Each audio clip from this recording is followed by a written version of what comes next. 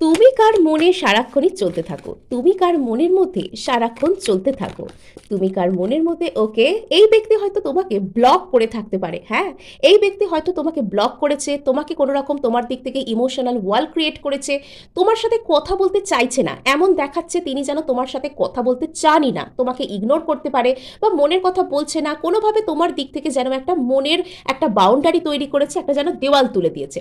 এমন দেখাচ্ছে যেন তোমার সাথে কথা বলতে চায় না, কিন্তু সারাক্ষণ মনে মনে তোমার কথা ভাবছে। এখানে দুটোই নাম্বার সেভেনের কার্ড এলো। তোমার সাথে কিন্তু মানে এখানে নাম্বার সেভেন তোমাদের জন্য ইম্পর্টেন্ট হতে পারে, এবং ইনি তোমার সাথে আগামীতে একটা চান্স নিতে চাইবেন।